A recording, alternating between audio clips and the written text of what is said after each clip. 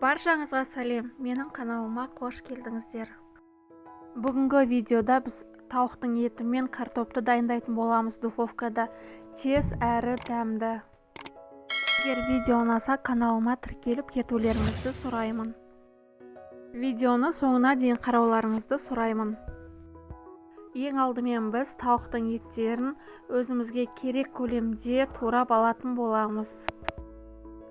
Енді тауығымызды жақсылап мариновать ететін боламыз. Ең алдымен мен майонез қосамын. Оның үстіне тұз, қара бұрыш, қызыл бұрыш және де менде тауыққа арналған приправа бар.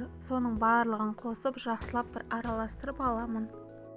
Егер де сіздер тағамыздың сәл ашты болған қаласаңыздар, паприка қосуларыңызға болады. Бірақ та мен паприканың орнына чили перецтің жартысын турап салатын боламын.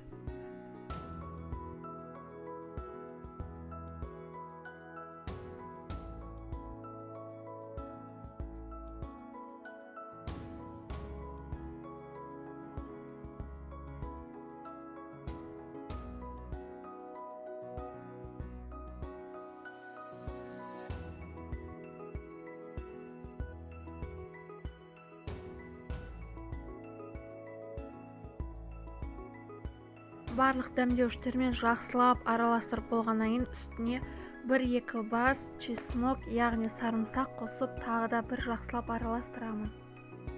Енді картопымызды турайтын боламыз. Картопымызды мен фридан сәл үлкенірек қылып, осылай дәл видеода көрсетілгендей қылып турап аламын. Сіздер өздеріңіздің қалауларыңызша үстіне сәбіз, болгар бұрышын қоссаңыздар болады.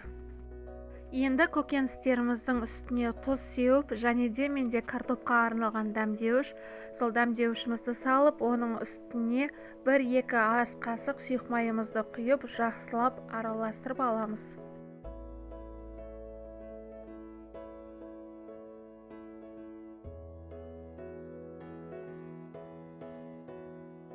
Енді барлық картоптарымызды алып противенге салып, оның үстіне пияздарымызды салып, толығымен қойып шығамыз.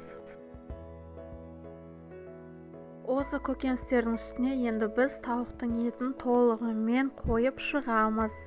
Және де бізде тауықтың етінен, яғни мариновкадан қалған суымызды үстіне құйып жіберсек болады. Ал енді біз дайын болған тағамымызды осы қалпында 180-200 градуста 35-40 минутта духовкаға саламыз. Біздің тағамымыз дайын, және де тауықтың еті толығымен піскен, өте дәмді. Видеоны соңына дейін көргендеріңізге рахмет.